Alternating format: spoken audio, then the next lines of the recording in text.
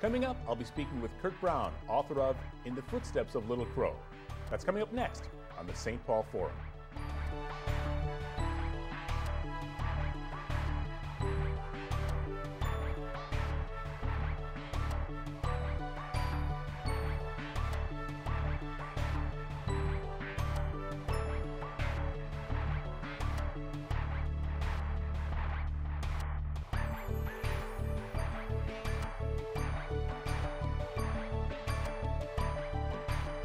Welcome to the St. Paul Forum.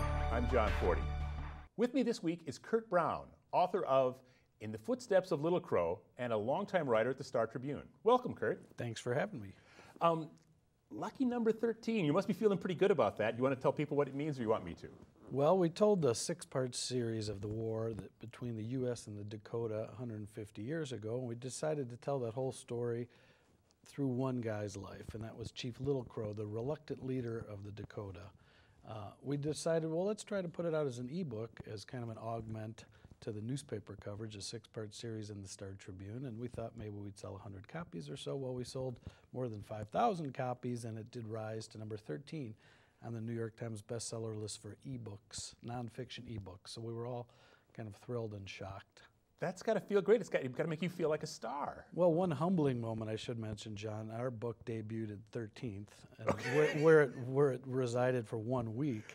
2 spots above was a book called The End of My High School Dream, a memoir of the TV reality star of Teen Mom. So that kept my head fitting in the door anyway. Okay. But it's awful history, important history, and I'm glad we could tell the story. So.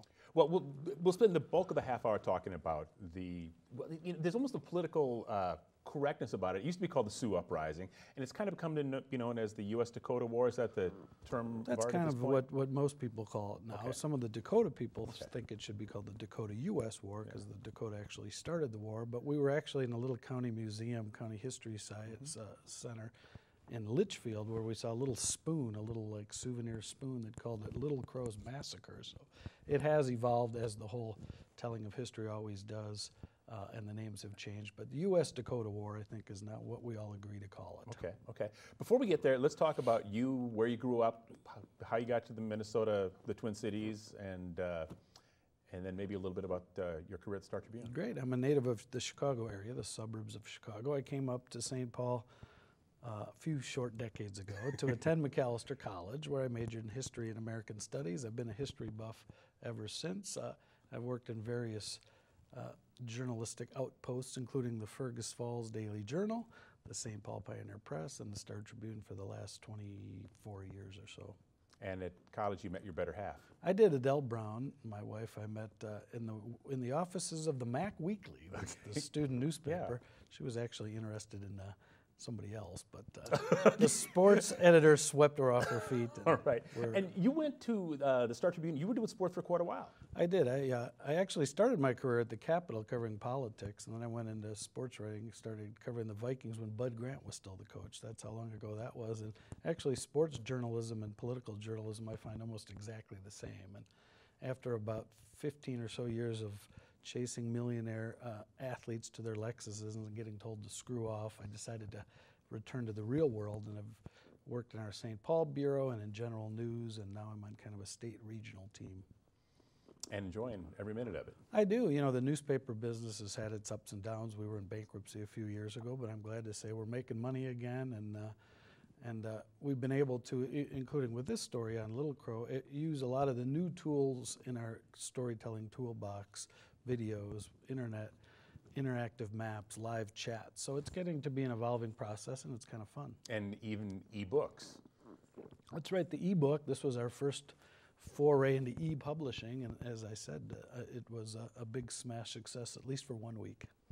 Let's talk a little bit about how almost the backstory, how you became first interested in the U.S.-Dakota Well, War. I mentioned I was a history and American studies major, and I hate to admit that I knew very little about this Dakota War. And there's so many towns in Minnesota we drive through, from Shakopee, that we don't even think about. We kind of zoom by these places, Winona, other places like that, and they all, refer back to the days when this was a Dakota homeland, and they were village homes of various Dakota chiefs.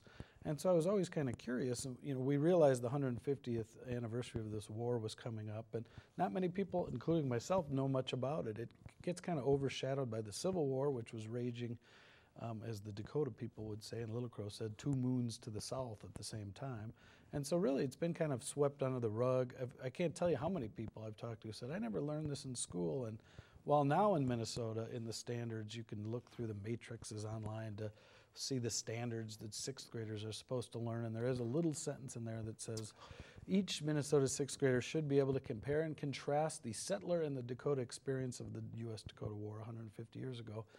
But so maybe the kids are learning a little bit about it, but I think most people are, and most people in my audience, I would guess 75% of them never even heard of the war. Yeah, yeah. I grew up in the west suburbs of the Twin Cities, and I do remember getting a little bit in elementary school about what they called the Sioux Uprising at that time. But in prepping for the show, I was kind of shocked at the brevity of it. I'd kind of thought that it went on 6-8 years, but it was really only 2 months. Yeah, it was a 6-week war, but in that time, 600 people were killed, and some historians will point out that was the most civilians killed on U.S. soil until 9/11. So, and the war ended for all practical purposes with the hanging of 38 Dakota warriors in the town of Mankato. That still is the largest mass execution in United States history, and that's another little fact that most people kind of glossed over in their history studies. And probably always will be. Now, you're a beautiful man, and one of the beautiful things of you is that you're able to tell it from 2 perspectives simultaneously. Well, the real tricky thing, and like I said, we decided it's such a complex war and all the factors that led up to the war itself and how it broke in various ways, and then the 150 years after, and it's so complex, and where do you even begin to tell the story? So we decided to put it all on the broad shoulders of Chief Little Crow, the Dakota chief, who was a reluctant and kind of misunderstood figure. I think his legacy in history has been twisted kind of unfairly. So I've written one book in my life, and it was called So Terrible a Storm, and it was a nonfiction account on a storm up in Duluth in 1905 that led to the construction of Split Rock Lighthouse. In that case, in that exercise, they took a 3-day storm and mushroomed it into a book. This, we were taking a 6-week war, and like I said, everything that led up to it, and 150 years later, and packaging that into something that would fit in a newspaper. So that was the challenge, and we did try to go down the middle and not lean either way, because the perspectives of history, depending on which way you look at events, can color the way you analyze it. Now, almost the backstory, the years and months preceding the outbreak of it, what kind of pressures brought the spark to fire? Well, I mean, one thing to look at, and I mentioned Little Crow in the book, as we said, is called In the Footsteps of Little Crow. He grew up in Kaposha, which is basically South St. Paul, kind of 7 miles away from Fort Snelling. He was born either in 1810 or 1818, no one's quite sure. Fort Snelling began to be built in the 1820s, so it makes sense, it only follows that when this cultural clash of the invading white immigrants and the Dakota people who'd been here for centuries, that if you live in Kaposha 7 miles away from Fort Snelling, that's where the friction would be. And so, that's kind of where the conflict centered and why he was thrust into the position he was. And the actual outbreak of violence started when? Well, on August of 1862, the Dakota were starving. The treaties that had been signed in the previous years had basically restricted the Dakota to a reservation, a little ribbon of land along the Minnesota River. For a while, it was on both sides of the Minnesota River. Then they were kind of stuck on this little strip of land to the south. But every year in June, the gold would begin to arrive, and they would get annuity payments of food and gold, actual gold pieces, and then they would head out to their buffalo hunts. Well, this year, because the Civil War was raging, the money was late. There were rumors the money was never going to come, and that was spreading through the Dakota communities. Their children were starving, and basically a small group of warriors decided, look, we're going to starve to death out here on the plains this summer if we don't do something. Maybe this is our chance to try to win back our homelands. Most of the soldiers, they realized, the able-bodied men of Minnesota, which was at the time just a 4-year-old state, were off 2 moons, like I said, to the south fighting the Civil War. So a group of warriors that was intent on going to war killed the family of 5 people near Acton Township, which is kind of near the Litchfield area in Minnesota. They came back to their leaders and told them what they'd done, and that night a decision had to be made. one thing that could have happened, they could have turned these 4 youngsters over and admitted what they did to the white military officials. They probably would have hanged them, and that might have been the end of it. Well, they decided instead of surrendering these 4 warriors who got caught up in this little skirmish with this family and killed 5 settlers, that they would wage a war. So then they went to Little Crow because they needed a political leader, a guy who had respect throughout the region, and asked him to lead them. And he gave a famous speech that his son remembered and has been passed down, in which he said, basically, we're crazy. We're going to get killed. He'd been to Washington not once but twice. He saw the Washington Monument getting built. He'd seen the might of the U.S. forces and knew this was folly and that this war was not going to pan out well. Well, then they called him a coward, and they said, you're a coward. And he said, I'm not a coward. I'll lead you, but we're going to get our ass kicked. And that's kind of what happened. And so did like U.S. Marshals come after the 5 then? I mean, did they still think, did the white settlers still think of it as a criminal act at that point, or did they think of it as an act of war? Well, basically what happened the next day, so that night they go to Little Crow's village, which was on the Minnesota River. They told them what happened, and then they went off to war. So the Lower Sioux Agency, which was a collection of trading posts, kind of a, that it would have a blacksmith shop, a few shops, and that was kind of the white government hub and civilization of the white, hub in the area. Anyway, they swept into that area and started killing the traders. The traders were the guys that they were most bitter with. These were the guys who'd been skimming when the gold money had arrived, they were skimming off the money for themselves. They were manipulating the treaties to get rich. So these were the guys that, I think 17 of the first 20 men killed of the 600 white people who were killed in the war were traders. So it started out there, but then, like often happens in war, all heck breaks loose, and it quickly became a wide-ranging battle, and unarmed and unmotivated farmers were caught by surprise, and basically the Dakota warriors swept over the plains of southern Minnesota and just started killing basically all the white people they could. And I forget the phrase now you just used, the Sioux, was it near Fort Ridgely? Yeah, it was. The Lower Sioux Agency is in the same area as Fort Ridgely. Fort Ridgely at the time, when the war broke out, only had maybe 24 soldiers at the fort. Many of them were heading up north, and one group of soldiers was heading off to Fort Snelling to go enlist in the Civil War. They'd been recruiting young, even some mixed blood part Dakota people to go help Lincoln's efforts down in the Civil War. So when the war broke out all across down to Lake Chetek, it was a wide-ranging battle. And for the first few days anyway, the Dakota were faring well. The element of surprise helped them, and they had kind of used that element of surprise to start off decisively winning the war, which would quickly turn the other way, of course.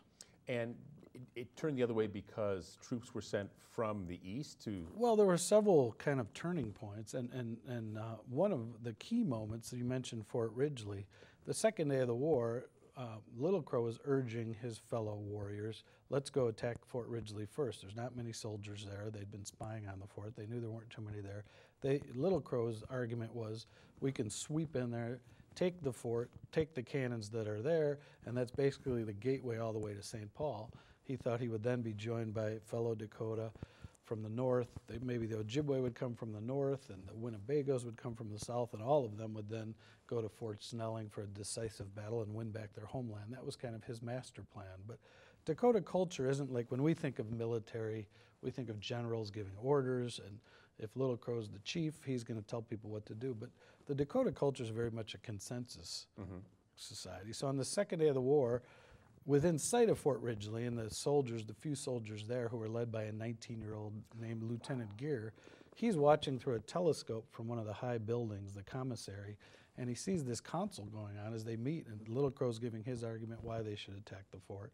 But the young warriors aren't listening to him because, again, he needed to build consensus, and he failed, and they disagreed and decided that they would go 40 miles to the south to New Ulm, which was really the epicenter of this war, where the kind of a German colony, a growing German community. Still, the newspapers were printed in German. Most people spoke German. They thought if we could go down there, there'd be more booty to steal, more looting. We can get more goods. We can get more food. And there was no soldiers there. There's no cannons there. Most of the Germans will be unarmed. They'd come and left their country to find a peaceful place to farm, and that's what they hoped to do. So the young warriors decided to ignore Little Crow and head down to New Ulm, where they had a battle that second day of the war. Meanwhile, the reinforcements came back from Fort Snelling, back from Fort Ripley up to the north. Then there were about 150 soldiers at Fort Ripley and civilians who had come there in the first few days of the panic, and they were unable to win the fort. So if they would have listened to Little Crow on the second day, the whole thing might have broke differently. And what happened next? I mean, we're only, 3 days into this war? We're halfway through this show, and we're... Well, exactly. There were 2 key battles in New Ulm, and there were 2 key battles in Fort Ridgely, and a few other battles. But slowly, Sibley, who, of course, counties are named after, high schools are named after, and Henry Sibley had no military training, but he became Governor Ramsey's appointment to lead the counterattack, basically, to lead the forces trying to quell this war. And he was very slow-moving. The newspapers called it snail-like pace, but slowly he got enough soldiers and enough provisions together to go and turn the tides of the war. And after about 6 weeks, the Battle of Wood Lake was kind of a turning point in the war, and Sibley's forces, mostly by luck, ended up prevailing, and Little Crow and his people headed off to the plains of the Dakotas. And many of the soldiers were then tricked and gave themselves up, and 303 were sentenced to be hanged in Mankato. And why didn't they flee to the plains? I mean, they were tricked into, they were promised easy treatment? Well, there was really a civil war going on. So not only was there a war between the Dakota and the U.S. going on, but there was a group of Dakota Indians who had begun realizing that times were changing, and it was time to cut their hair, wear the white man's clothes, become Christian, and start farming. So there was a group of Dakota who didn't want to go to the war. This wasn't all the Dakota fighting, and that's one of the big misconceptions, that there were maybe 200 militant younger warriors who wanted to fight this war. There were more up the Sisseton and those folks who were further up the Minnesota River Valley towards the Dakota. They didn't want to fight this war. They wanted nothing to do with it. They wanted to stay out of it. And a few of their youngsters went and joined the action once the first few days, like I said, were breaking their way. But really, Little Crow had to stop a civil war that was going on between his own people, deciding which was the best way to respond. So it was quite a complex political mess for him. And do you suppose that some of the militants who were not hanged and not incarcerated actually became part of the later Sioux Wars? Like, I'm thinking the Battle of Little Bighorn. Was there some overlap? Exactly. This was really the start of a 30-year Indian war on the plains that would end at Wounded Knee. And some of the same soldiers, there's a guy named Ink Paduta who had fought and slaughtered some civilians down on the Iowa border. He ended up 30 years later fighting in Wounded Knee in the 1880s. So this was really the start of a whole series, a whole chapter of Indian wars in which basically kind of an ethnic cleansing was going on, and the whites were kind of swept out. I mean, we're sweeping the Dakota out of their homelands. Ink Paduta, that's a fabulous name. That's almost not an Indian-sounding name. And some people have said we should have got more into our series. We didn't even mention him in our series because there's so many things you could break off and do a whole book on. And we had talked a little bit before about Abraham Lincoln's role in this whole war. I was just going to bring that up, yeah.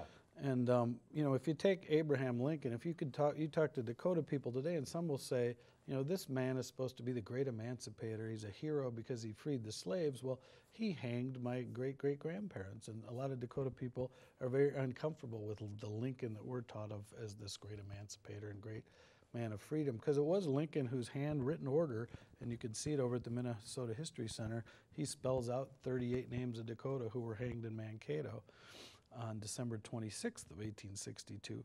But originally, Minnesota was arguing and had sentenced in these kind of makeshift trials that were held after the war. They were kind of quick. Some of them lasted as short as 5 minutes. And 303 Dakota were sentenced to be hanged. Lincoln then said, wait a minute. Let's review these measly transcripts from these trials. And he, with 2 of his lawyers looking over the cases, decided the only ones fit to be hanged were those who raped women or, you know, killed and murdered and didn't just partake in war. There's rules of war, and if you're you know, caught up in a war, and you can be held as a prisoner of war, but you're not supposed to be hanged for fighting in a war. Anyway, Lincoln cut that list of 303 down to the 38 who were hanged in Mankato. So some people will argue Lincoln actually saved 200 and whatever it is, 50 lives by reducing this list of 303. Other would say that no, he signed the death warrants for 38 in the largest mass execution in U.S. history. Both those are right, and it's like with history, it depends on which perspective you look at it, and that's what makes it so fascinating. And the mass hanging is still commemorated by an annual walk. There's an actual ride actually from out in South Dakota, and these riders ride all the way to Mankato. They arrive on the 26th, the anniversary of the hanging. Horses. This is on horses, and some march and walk, and they've been doing it for 8 or 9 years now, and it's just kind of a way to commemorate this forgotten chapter in Minnesota and Dakota history, and it's a very moving a moment. And I mentioned our series that we have these new tools in the toolbox, and there's some great videos. If you go to startribune.com/Dakota, you'll find a little thing that says multimedia, and Jim Gare's award-winning photographer for years in the Twin Cities, and David Joel's, we all work together, and you know, these guys used to be some of the greatest photographers in the country. Now they have all these new tools of making videos, and you'll see we interview people kind of on both sides, descendants of both settlers and Dakota people. And it's amazing that 150 years seems like so long ago, but when you talk to these people, the emotions are still really raw across the state, especially among the descendants of both the white settlers and the Dakota. And how tangible, when you do those interviews, how tangible are those, how vivid are the descriptions that they give, given that they were not eyewitnesses? A lot of the research I did for my book or my stories in the paper were really a glorified book report. You know, you read old history books and you try to figure out what's going on. But the fun stuff was finding the actual living connections to this history. So I'll give you an example. We went to a lot of these little county historical museums, which are great. And invariably, the executive director will come out to meet the guys from the Star Tribune. But behind him, there's always some volunteer women, usually older women, who know everything about their community. So we were in, I think it was in Hutchinson, Minnesota, where Little Crow was assassinated a year after all this, in McLeod County, and there's a woman named Mavis Kotke who knows everything there is to know. And so she gave me a little obituary from the paper a couple of years ago in the Hutchinson area, and it mentioned a woman named Alice Law had died. And in the bottom of the obituary, it said that she was related to the Lampsons, who killed Little Crow, 2 farmers who were, you know, out and saw 2 Indians a year after the war and shot him, and it ended up being Little Crow and his son. Well, anyway, in this obituary, there's a bunch of names, like in all obituaries, her relatives of this woman. So I started calling them up, and many numbers were disconnected. Well, anyway, I expanded my search and found some woman in College Park, Maryland, and I called her up, and she laughed because she was actually visiting from Fargo. She had a new baby granddaughter she was visiting, and she said she has an aunt whose maiden name was Lampson, Sylvia was her name, and she lives in Minneapolis about a mile from the newspaper. So we trudge over there with our video stuff, and she was a very sweet woman, but sadly she was, you know, kind of in the early stages of losing her memory. And she didn't really remember. You know, we were asking her, were there family stories told when you were a little girl? And she couldn't really remember, but as we were leaving, her daughter, a woman named Judy, told us that Sylvia's brother, a guy named Harry Lampson, is a retired state trooper who lives up in Grand Marais. Well, anyway, I called him up, and he kind of chuckled. He's in his 80s, and he said he remembered as a kid growing up in the 40s that his father, who was a Itasca County deputy, would get called every year from Hutchinson. They'd have a July 4th celebration. I don't know what it was called, but they would commemorate the shooting of Little Crow in their town. And he said, you know, back then we were heroes. My dad, they always invited to be the grand marshal of the parade, and he would always turn them down. But the point he wanted to make is, you know, back then we were heroes, and now we're the bad guys. The Lampson family received a $500 reward from the state, a bounty for killing Little Crow.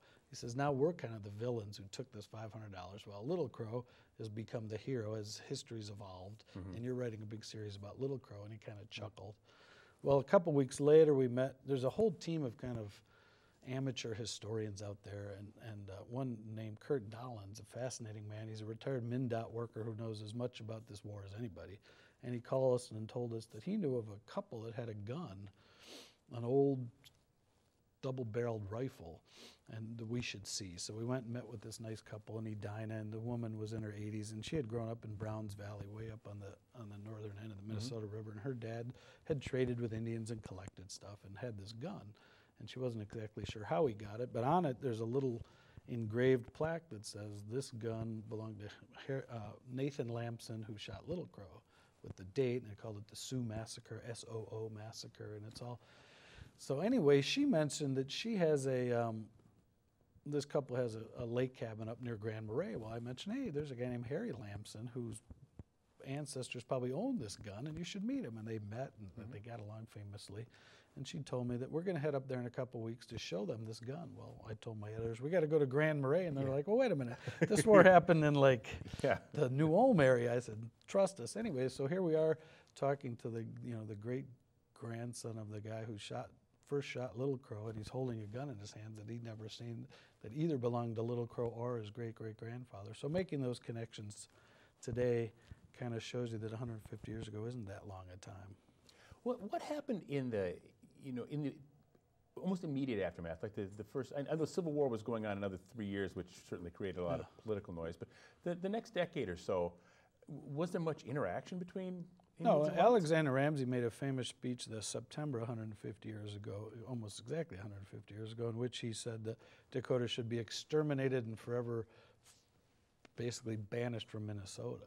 And that remains on the federal law today, that the Dakota, obviously it's not enforced, and there's several thriving tribes of Dakota Indians who've returned for various reasons. But at the time, they were basically, a bounty system was set up. First it was $25, then it was $75. They ended up paying $500 of state taxpayer money for the shooting of Little Crow. And my editor at the paper wanted more about that. How could that be? Where's the due process? And there were orders from the adjunct general military officials that put it into law. The legislature sanctioned the killing of the Dakota. So basically, they were swept from the state. And as I mentioned before, it was kind of a civil war, and a lot of the Dakota didn't want to fight, and several of them were called the Friendlies, and actually helped save government officials, doctors' wives, and so several of them were allowed to stay. And that's basically the roots of the now very successful Metawakanton Sioux community in Shakopee came because they were considered the friendly Indians. And others were allowed to stay in Faribault, where the Bishop Whipple, who was the first Episcopal bishop in Minnesota, who fought with Lincoln and argued to show some understanding that these people were starving and they weren't all bad. So slowly they began returning to their homelands, and so, but basically the area was swept clean, and I think the numbers in the thousands of how many refugees, settlers had left the areas of southern Minnesota, come to the cities of Mankato and St. Paul, and really crowded in. The Dakota themselves, the ones who weren't hanged or weren't sent down to prisons in Iowa, which was mostly the men, the women and the children were locked up in Fort Snelling for the few winters after the war, in what Dakota people like to call a concentration camp. Others call it an internment camp, and again, language changes and evolves. Yeah. Well, Kurt, that's all we have time for. I mean, I could just keep going with this. It's so fascinating, but thank you very much. Well, thanks for having me. That's all we've got time for. Come watch us again next week on the same